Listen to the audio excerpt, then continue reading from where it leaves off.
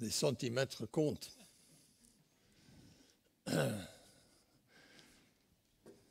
Je suis content de voir chacun ce matin. Ça fait du bien. Ça fait du bien de voir André Marinette. Bienvenue André. Je sais qu'il faut du courage des fois pour venir. Et ça fait du bien de voir chacun des frères et sœurs. Il y a même Julia. Je me demandais qui c'était. Maintenant, je vois. Toute la famille est là, c'est super. Et j'aimerais juste prier avant de partager ce que le Seigneur veut nous donner ce matin par sa parole. Seigneur, que ta parole soit vivante dans nos cœurs, dans nos pensées, que nous soyons ici présents ou que ce soit chez nous à travers l'Internet. Seigneur, que ta parole soit une parole de vie pour chacun de nos cœurs. Amen. Bienvenue, oui, à tous ceux qui sont là à la maison. Et je vous salue d'une manière particulière. Vous comprendrez pourquoi dans un instant. Je voudrais partager deux versets avec vous de Hébreux chapitre 10. Hébreux chapitre 10, 23 à 25. J'ai deux choses à partager ce matin et ils correspondent avec les deux moitiés de ce passage. L'écrivain dit, et je lis, c'est la version du Colombe, « Restons fermement attachés à l'espérance que nous reconnaissons comme vraie, car celui qui nous a fait les promesses est digne de confiance. Et veillons les uns sur les autres pour nous encourager mutuellement à l'amour et à la pratique du bien. Ne prenons pas, comme certains, l'habitude de délaisser nos réunions. Au contraire, encourageons-nous mutuellement. Et cela d'autant plus que nous voyons rapprocher le jour du Seigneur. » Il y a deux parties ici, deux choses que j'aimerais souligner ce matin. Et je prends la deuxième partie, verset 25 en premier. Nous venons de vivre une année compliquée. Au début, les rencontres étaient interdites, n'est-ce pas? Par la suite, petit à petit, on a pu se retrouver, les conditions se sont assouplies et on a pu venir en présence à l'église, tout au moins un certain nombre. En même temps, bien sûr, chacun a le privilège de pouvoir suivre par Internet, sauf dimanche dernier où il y a un problème, le culte à la maison. Et c'est formidable. C'est certain qu'il y a des personnes plus âgées, des personnes à risque, comme on dit, qui sont obligées de se protéger et donc ne peuvent pas se déplacer pendant cette période. Ça, c'est clair. Mais j'ai une certaine crainte quelque part qu'une habitude s'installe chez les uns ou les autres et que c'est plus agréable de rester confortablement dans son fauteuil avec un café à la maison. Pas besoin de se dépêcher, pas besoin de sortir la voiture, etc., etc. On peut suivre le culte en spectateur à la télé, à la maison. Et c'est un privilège, c'est un bénéfice. Pendant ce temps, on peut le suivre, on peut ne pas le suivre. Hein. Mais je crois que c'est un danger qui peut s'installer dans une certaine habitude qui ne correspond pas à ce que j'appellerais, selon le titre du livre de Watchman Nee, la vie normale du chrétien. Et l'écrivain dit ici, veillons les uns sur les autres. Encourageons-nous à ne pas délaisser nos réunions. Vous êtes là?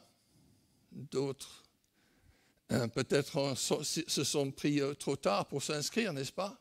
On a eu quelques-uns qui nous ont dit ça ce matin, qui s'étaient pris trop tard il n'y avait plus de place. Mais on se rappelle que dans les Actes, le gros impact de l'Église primitive après la Pentecôte était l'effet de la vie communautaire. L'amour mutuel manifesté l'un pour l'autre, le partage, le souci l'un de l'autre. Et Jésus lui-même dit que le monde saura que nous sommes ses disciples à ceci, que cet amour est là parmi nous. Et il faut que ça se voie.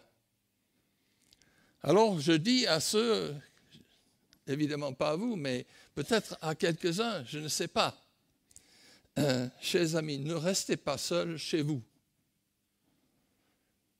C'est vital pour vous de voir les frères et sœurs. Et ça me fait du bien.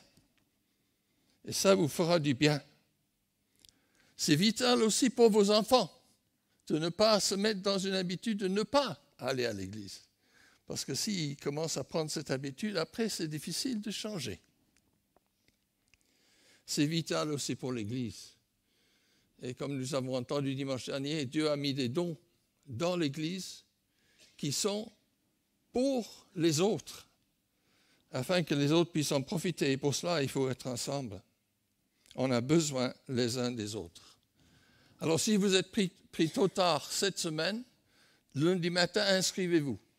Nous, on fera exprès d'attendre. On a attendu cette semaine 24 heures, et puis j'ai inscrit mardi. Mais j'attendrai jeudi la semaine prochaine. Mais n'attendez pas.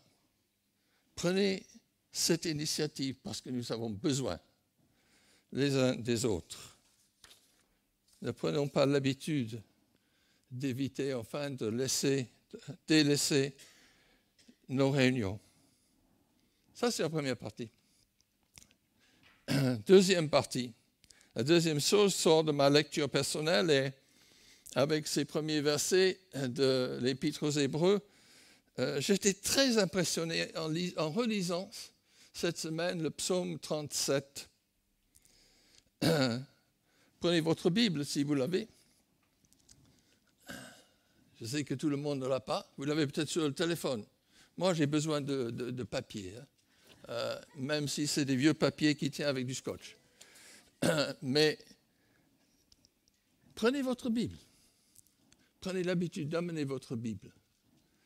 Je crois que c'est une bonne chose.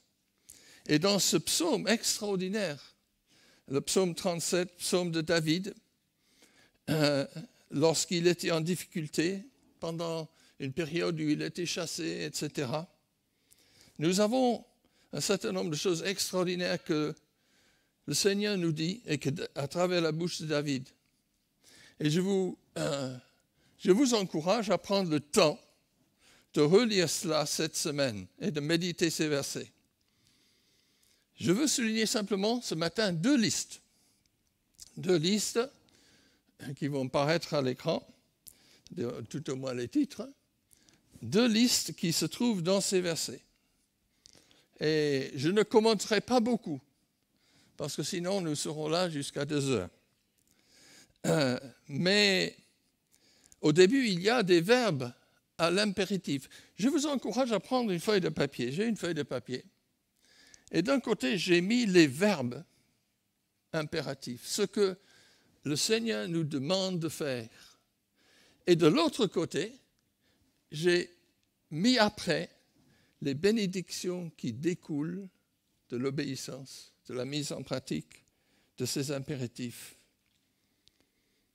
Hébreux dit, encouragez-vous, stimulez-vous mutuellement. Donc, vous avez un devoir pour cette semaine pour faire une liste des impératifs et des promesses que Dieu nous donne dans ce psaume. D'abord, les impératifs. Et je vais simplement donner la liste, je ne lis pas cet psaume qui est assez long. Et il y a beaucoup de choses que nous ne dirons pas ce matin. Donc, vous aurez de quoi étoffer votre liste. Mais le premier, c'est « Ne t'irrite pas ». Ne t'irrite pas. Et David le dit 3 fois. Dans le premier verset, les premiers mots, dans le verset 7 et dans le verset 8. 3 fois.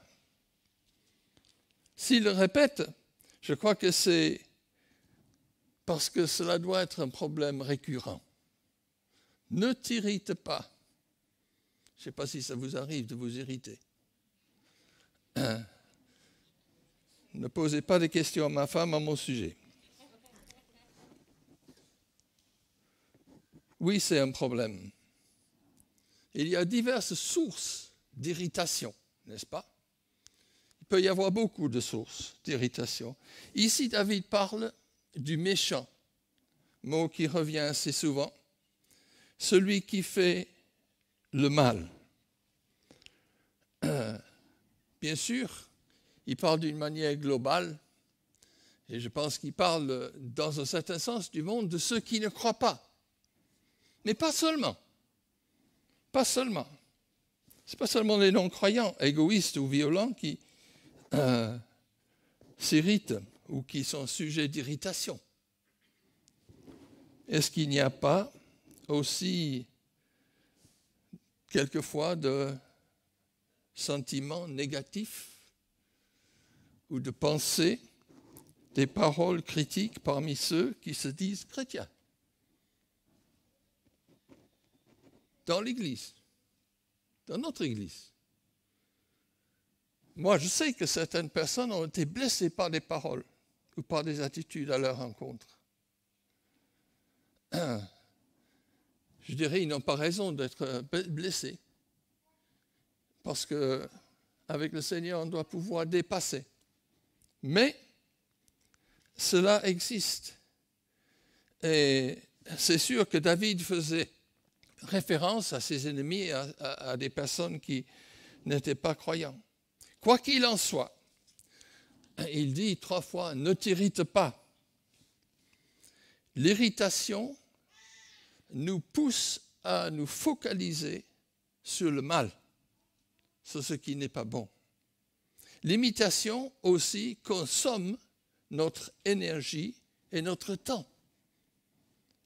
La réalité, c'est que cela nous fait plus de mal que de bien.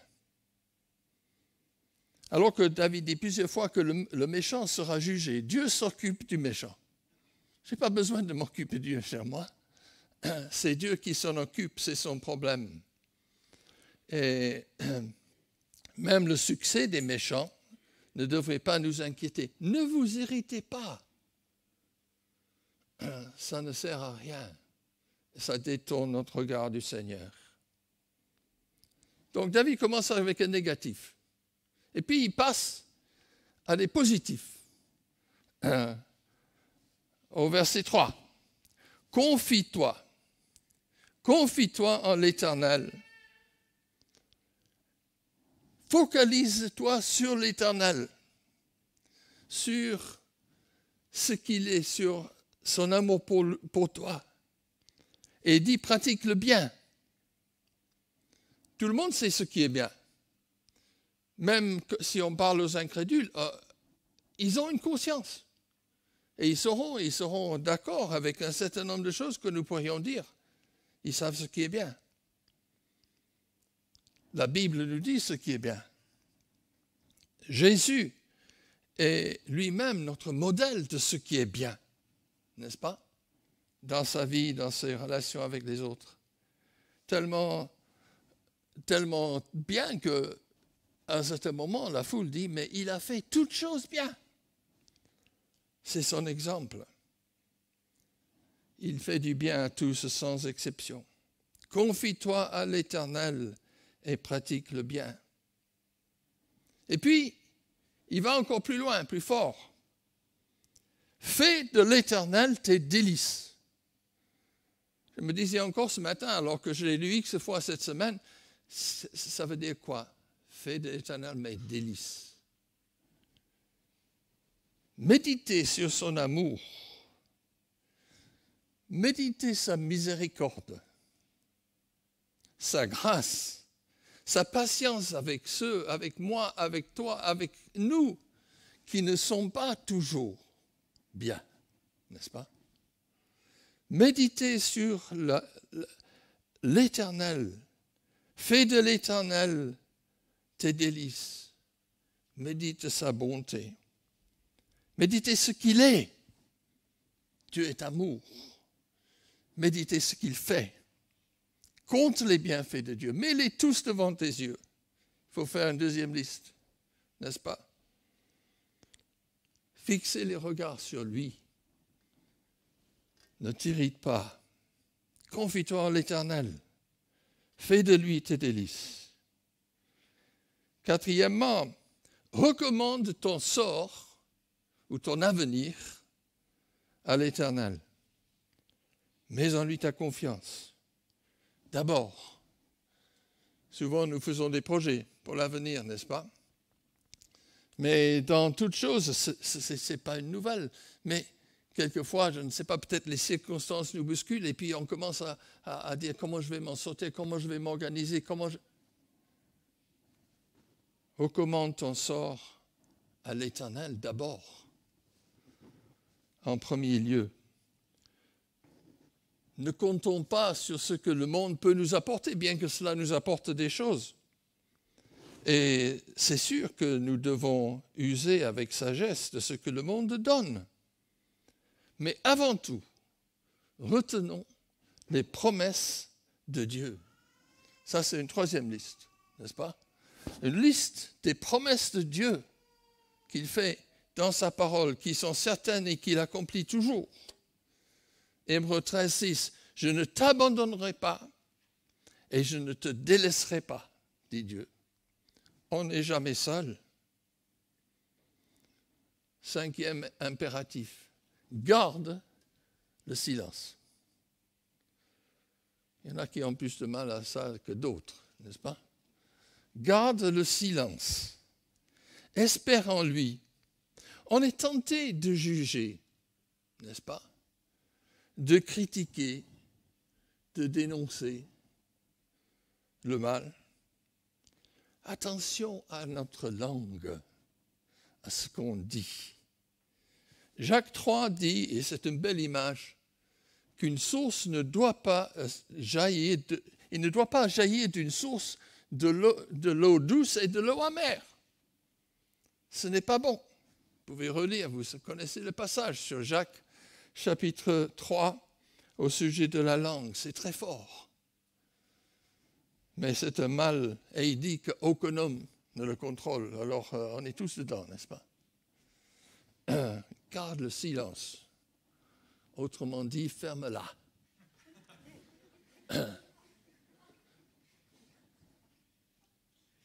Chapitre 6, sixième sujet. Laisse la colère.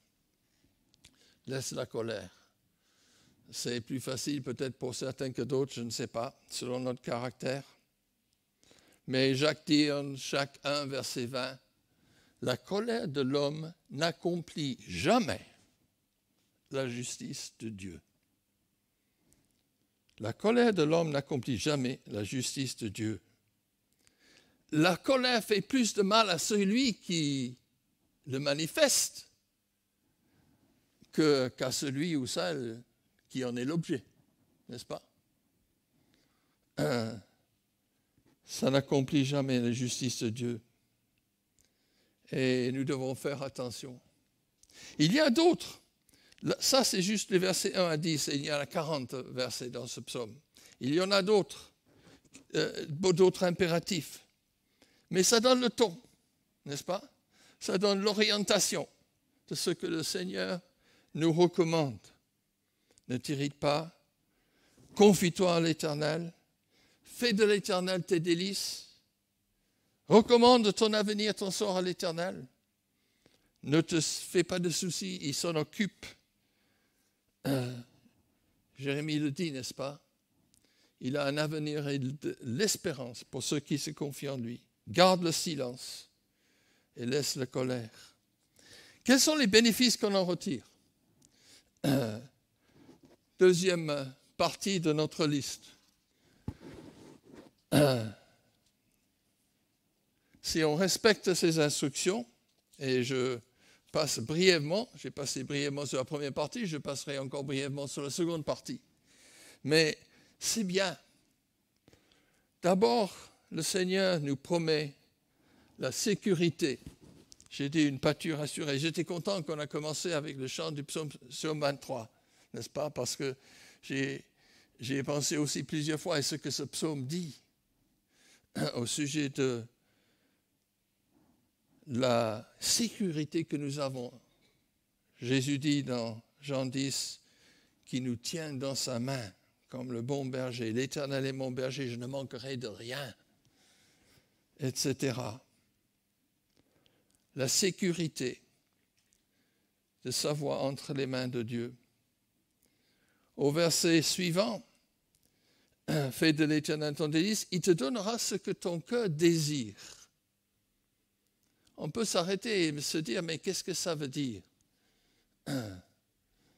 Si nous sommes vraiment attachés au Seigneur, si nous sommes près de lui, si on est focalisé sur lui, comme j'ai dit tout à l'heure, eh bien notre cœur sera en accord avec le Seigneur.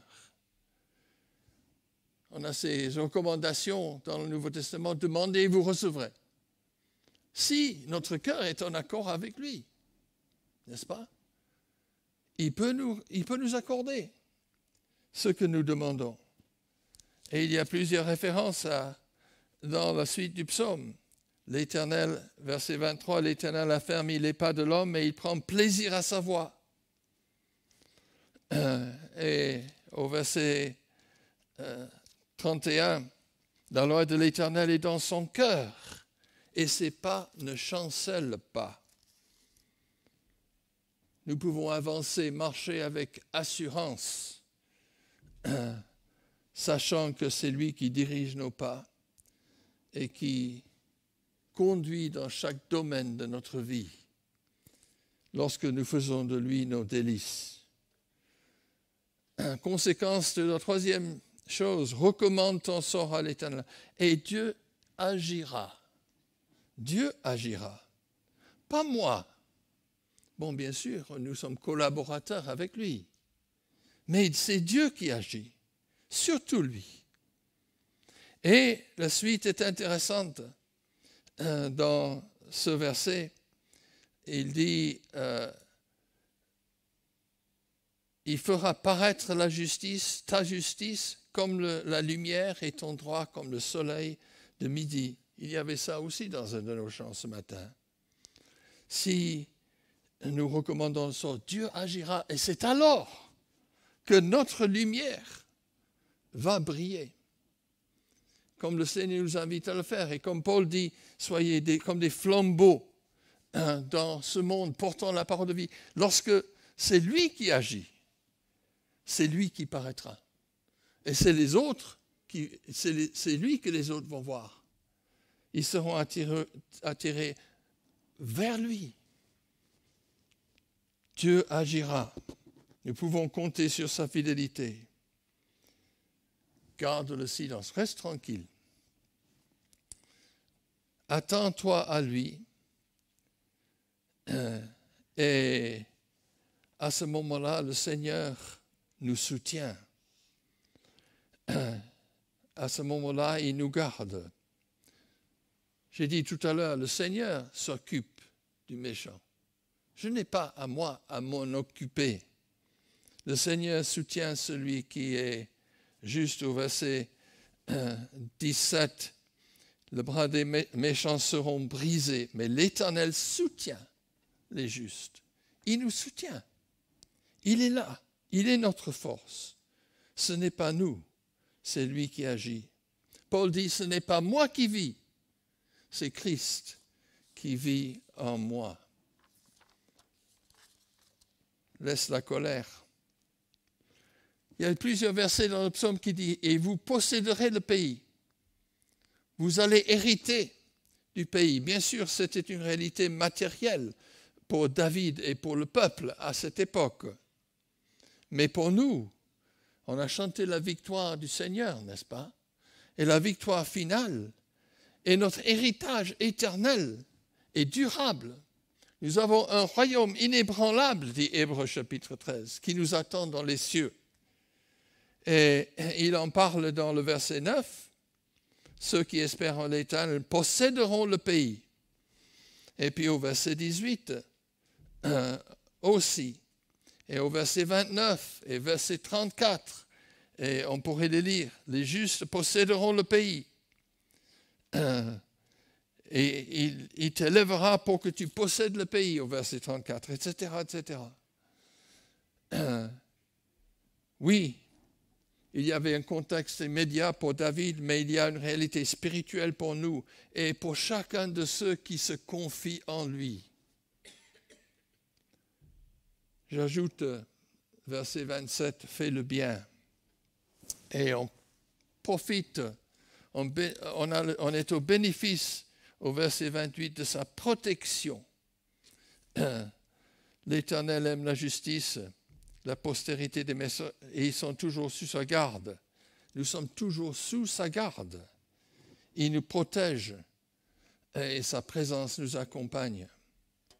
Certainement, il y a des difficultés et des problèmes. Il est question du fait que notre pied peut glisser et on peut tomber. Mais le Seigneur nous relève, n'est-ce pas? Nous pouvons compter sur lui. Et le Seigneur nous délivre, dit le verset 40 à la fin de ce psaume. Il est notre refuge, notre protecteur, et il est sûr et fidèle. C'est magnifique finalement. Et je vous encourage, je répète, faites une liste. Est-ce que je garde ces impératifs que le Seigneur met devant moi? Est-ce que je bénéficie, comme je pourrais, de toutes ces promesses qu'il donne, jour après jour? Il y a beaucoup d'autres choses à dire et à méditer dans ce chapitre. Donc c'est pour cela que je vous encourage cette semaine à le relire et à le garder peut-être dans votre Bible. Moi, bon, j'ai écrit dans la Bible, dans ma Bible anglaise, donc il a fallu que je change de couleur de bic parce que tout était en noir, donc j'ai mis en rouge afin de souligner ces choses, parce que moi j'en ai besoin chaque jour. Le Seigneur est puissant et il agit aujourd'hui et nous pouvons compter sur lui. Il y a un verset qui, si je tombe dessus, qui m'a frappé aussi. Je ne sais pas si c'est moi seul ici, mais c'est le verset 25. J'ai été jeune, j'ai vieilli. Il y en a qui sont plus vieux que moi ici, mais oui. Et je n'ai point vu le juste abandonné, ni sa postérité mendiant du pain. C'est vrai ça. C'est vrai. Je ne dis pas qu'il n'y a pas de problèmes, mais il y a la certitude que le Seigneur prend soin de son peuple. Et ce qu'il promet, il l'accomplit. Donc, faites votre liste. Et si vous n'êtes pas là ce matin, venez la semaine prochaine. Venez pour voir des frères et sœurs et pour être encouragés. Bon, on a des masques, on ne se voit pas toujours très bien, mais moi je dis que quand on regarde quelqu'un, on voit le sourire dans les yeux. On le sait. Là, il est venu me voir cette semaine. J'ai ouvert la porte et j'ai regardé, je dis, j'ai vu ses yeux. Je dis, pauvre, tu es encore au lit, toi. Il était tellement fatigué. Ça se voit dans les yeux, n'est-ce pas? Et le sourire se voit aussi dans les yeux. La paix se voit dans les yeux. Et nous avons besoin de ce contact les uns avec les autres. Donc venez dimanche prochain. Moi, je regarderai la télé. Et que le Seigneur nous bénisse et qu'il nous aide à vraiment rentrer dans la réalité de ce qu'il est et de ce qu'il fait et de ce qu'il veut faire à travers chacun de nous, et surtout à travers notre communauté, notre Église de la Pompignane. Amen.